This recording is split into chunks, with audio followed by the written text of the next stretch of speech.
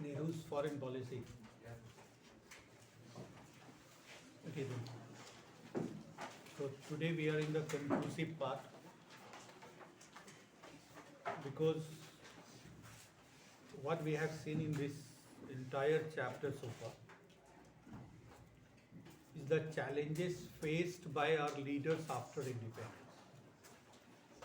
And all those challenges were in no way lesser than others.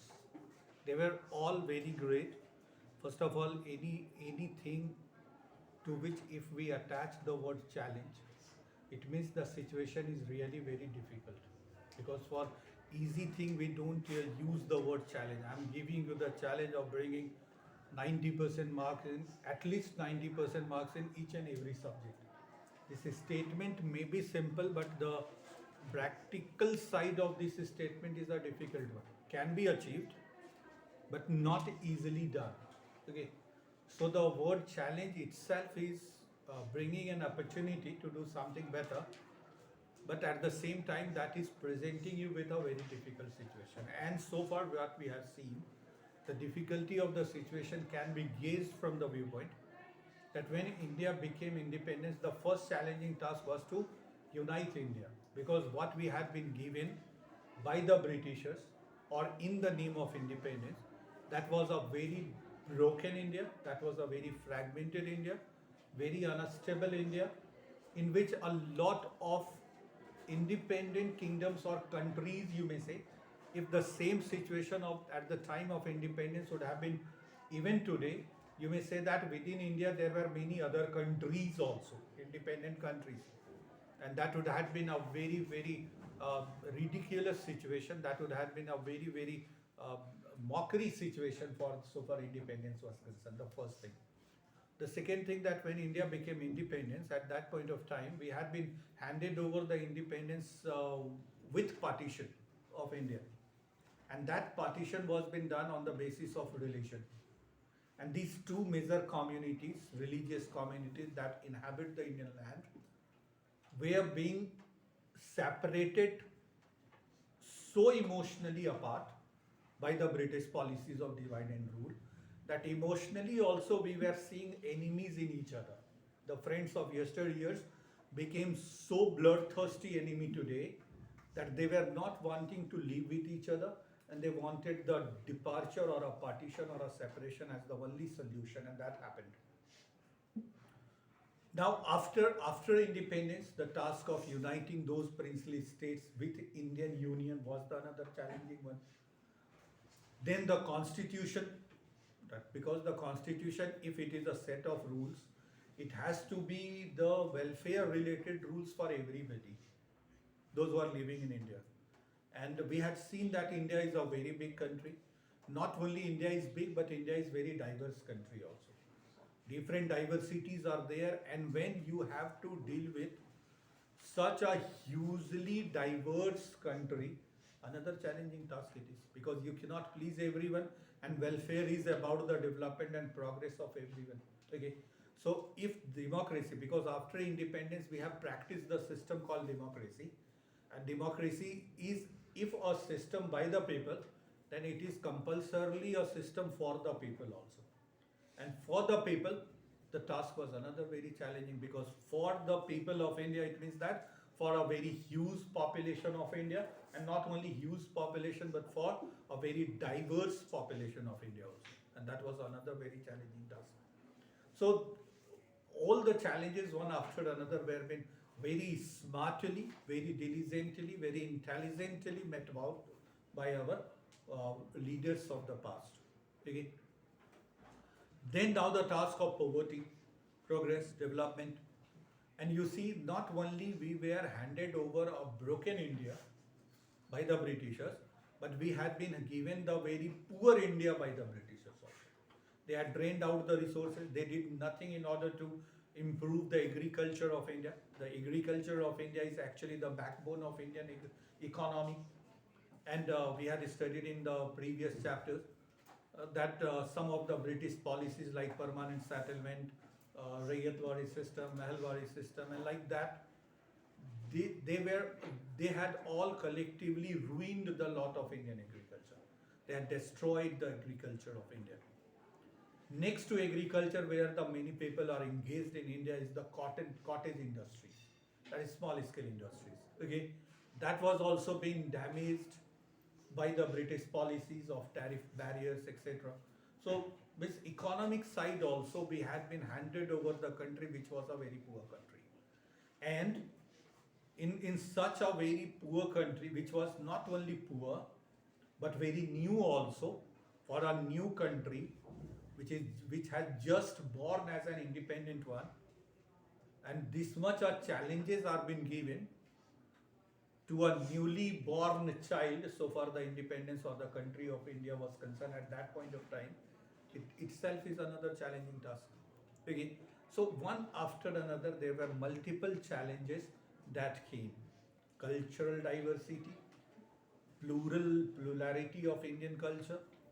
Then you see in the name of language also, the people literally had started fighting. Some of the leaders had given a sort of warning also. One of the leaders, he went on hunger strike in the favor of formation of a separate Indian state on the basis of language, that is Andhra Pradesh Telugu language. Okay, so there were many problems, many difficulties, many challenges, and thankfully, with their smart approach, far-sightedness, looking what can happen tomorrow, that anticipating the future happenings, they have and very important, that the feeling of selflessness in the heart and providing the welfare to others, that was the greatness of our leaders of that time.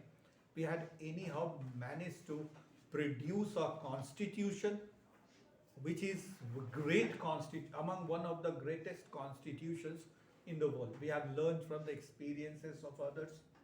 Say, we had discussed about the system of universal adult franchise system. Okay, so these are such showing you or giving or proving that how much aware our leaders were, the makers were. Okay, normally an intelligent person is not only smart in his approach but also learning from the mistakes of others.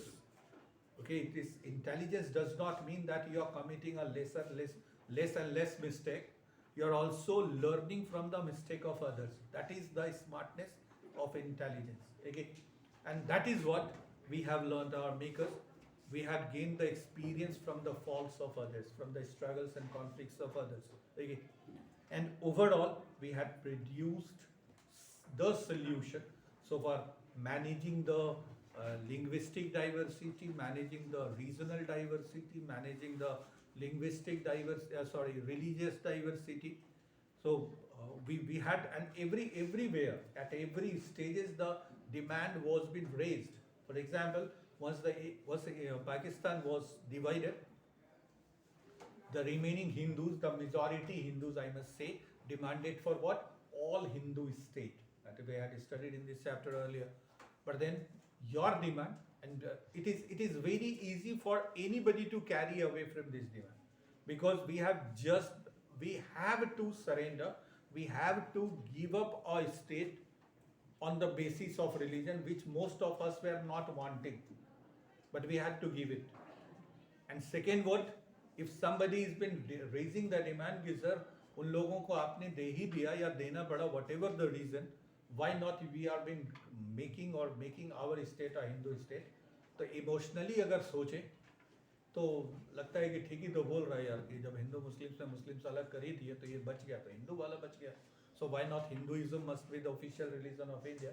But then we thought about differently, and we thought that it is not only Hindu, that a good number of Muslims are also staying in India. We have a number of Sikhs followers are also great, Christians are also living, Jains and Buddhists are also living.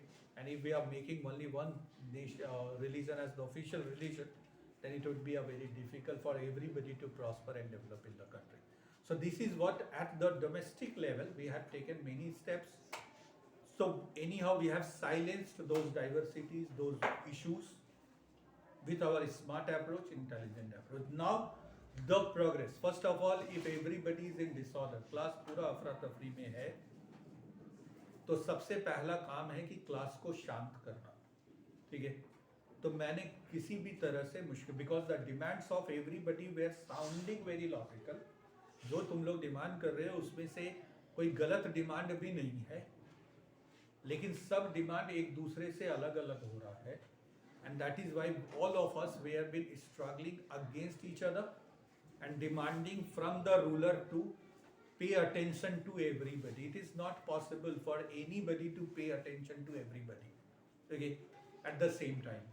So that is why anyhow the first purpose is to silence the class. We have silenced the country. इनको मांगा इन्होंने language के आधार पर state उनको दे दिया, जितना possible था दे सकना दे दिए, क्योंकि सब चीज दे देंगे तो then the identity of India will be lost, तब तो फ्रीडम ही खत्म हो जाएगा. So whatever the possibilities और whatever limit up to which limit we could have given it, we have given. लेकिन purpose of a teacher coming in the class is not only to keep the class silent. The main purpose is to teach the student also. So the purpose is not only to keep the country united, the purpose is to ensure the welfare of the people also.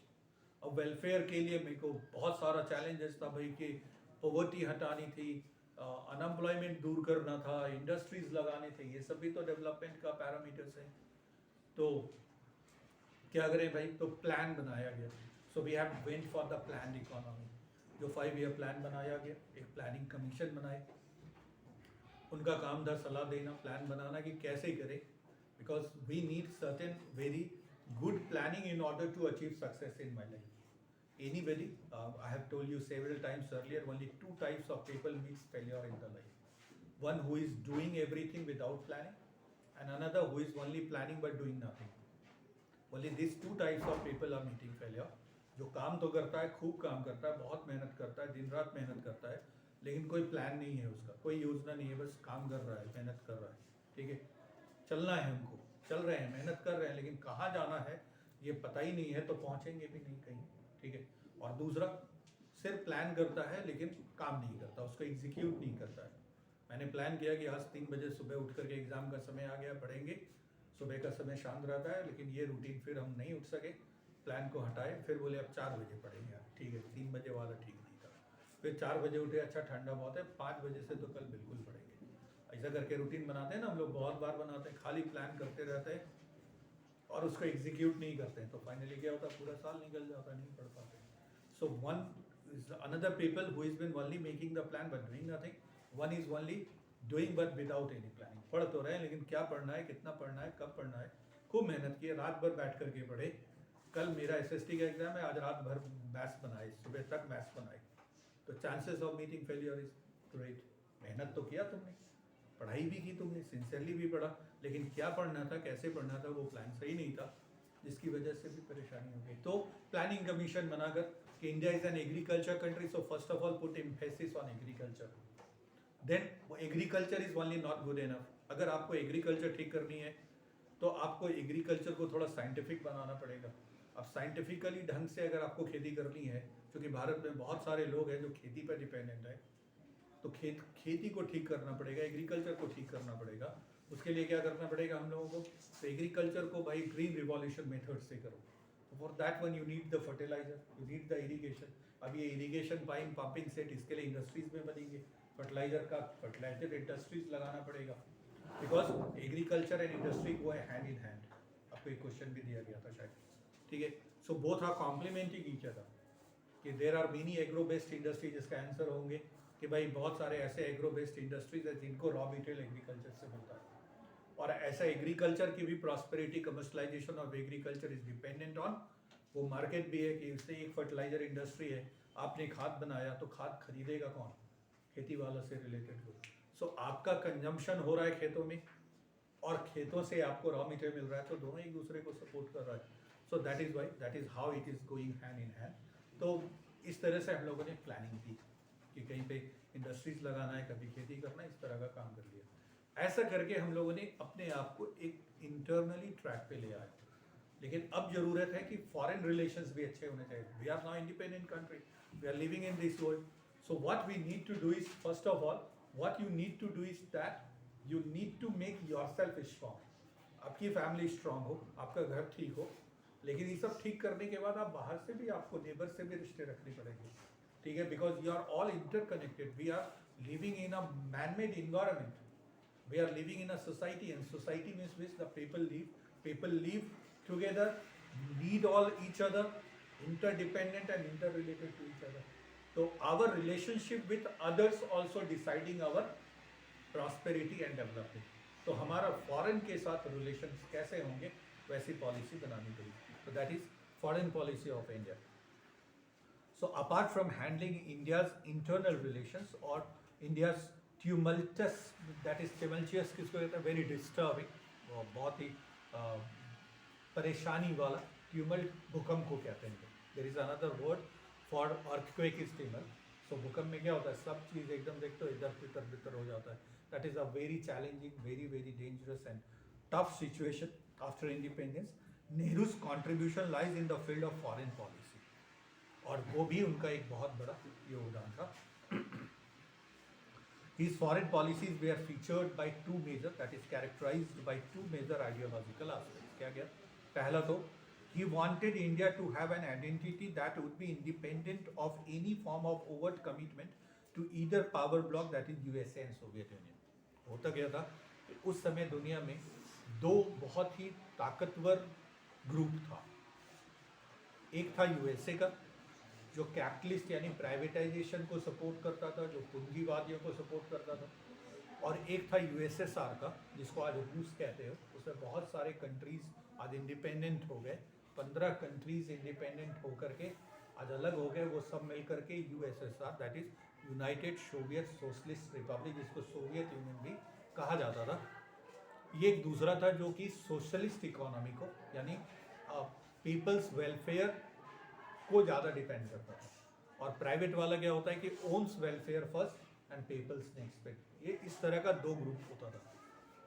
अब दुनिया में दो group है, दोनों बहुत powerful country है. इस class में दो तो बहुत पावरफुल लड़का सब है, या कोई दो पावर बहुत स्टूडेंट है, तो एक उसका ग्रुप में जाएगा, एक दूसरा ग्रुप में जाएगा, अगर रहना है तुमको तो. ठीक है, तो होता ना दादा टाइप का, बॉस टाइप का है भाई. पूरा दुनिया में दो ही बॉस है, इस क्लास में दो बॉस है, या तो मेरे साइड में आ जाओ या दूसरा साइड में चले जाओ. दूसरा तीसरा तो कोई है नहीं तुम्हारे पास. तो इन्होंने कहा कि फिर तो अगर हम साइड ले लें, किसी के अंदर चले जाएं, तो फिर इंडिपेंडेंस का क्या मतलब है. अभी तक हम लोग ब्रिटेन के अंडर में थे, अब हो जाएंगे हम लोग यूएसए के अंडर में, फिर हो जाएंगे यूएसएसआर के अंडर में. तो that would be a same story all together. तो हमारा जो इंडिविजुअल आइडेंटिटी है वो नहीं खोना चाहिए. So we are not going to be the influenced by any one ideology, कि खाली हम कैपिटलिस्ट हो जाएं ऐसा नहीं है, खाली सोशलिस्ट हो जाए ऐसा नहीं है. तो हम लोग मिक्स्ड जैसा रहें, बीच में रहें. और हमारा अपना, we are not going to join any group. So that is called non align. Aligning is what? Aligning is to join somebody, ALIGN. Okay, तो इन्होंने एक मूवमेंट चलाया जिसको नॉन अलाइन मूवमेंट कहते हैं. We are not going to join any of these groups, या तो वो वाला या तो ये वाला. ठीक है, तो ये एक बहुत बड़ी बात इन्होंने की. और वैसे लाइक माइंडेड लोगों के साथ मिल करके इन्होंने ऐसा पॉलिसी बनाया. So his foreign policies were featured by two major ideological aspects.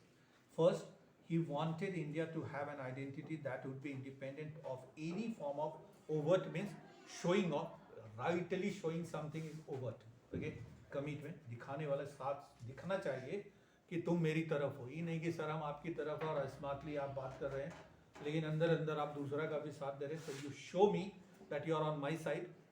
So if you are on my side, then in each and everything you are in my side, so that कि मेरा जो दूसरा group है वो पता चल जाए कि ये इस साइड का है, मेरे साइड का नहीं है. ठीक है, इस तरह का कमिटमेंट होना चाहिए. दूसरा, he had an unshaken faith in the goodwill and honesty in matters of international affairs. दूसरा ये इनका सोच था कि जो अच्छाई होती है, जो सच्चाई होती है, उसके साथ रहेंगे, चाहे वो कोई ग्रुप का हो, नहीं भी हो, अकेला भी खड़ा रहना पड़े तो हम अकेला खड़ा रहेंगे.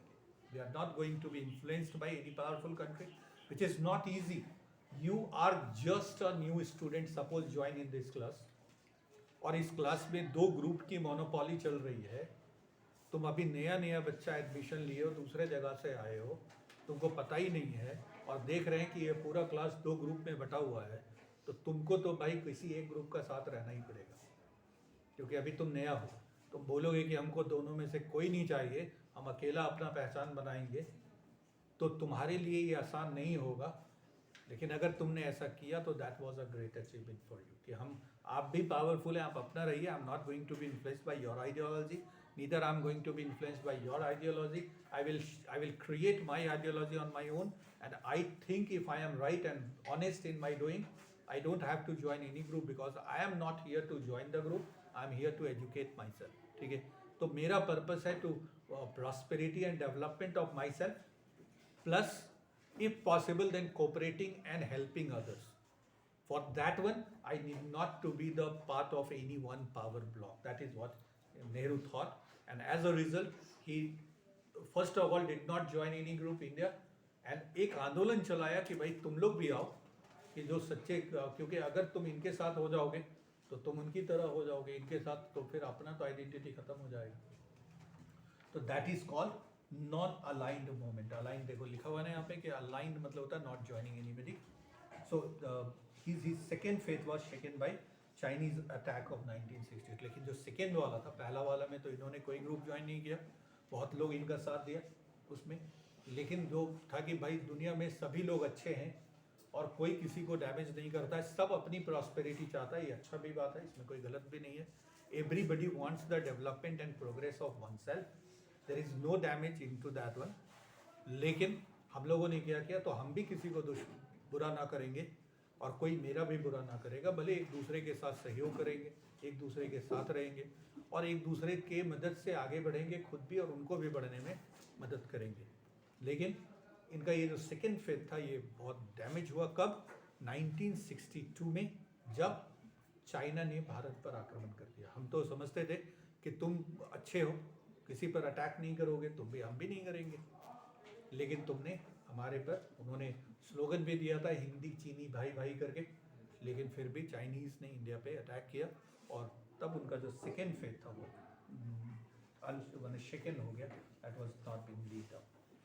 नेहरू ने दोस्ती की, found allies in Tito, Marshal Tito थे, कर्नल नासिर थे, सुकार्नो थे और यूनू थे और एंक्रोमा थे, ये सब लोग मिल करके, यहाँ कुछ फोटो दिया हुआ देखो, अलग अलग कंट्री के हेड ऑफ द स्टेट्स थे, इनके साथ मिल करके इन लोगों ने alliance of new nation was not taken seriously.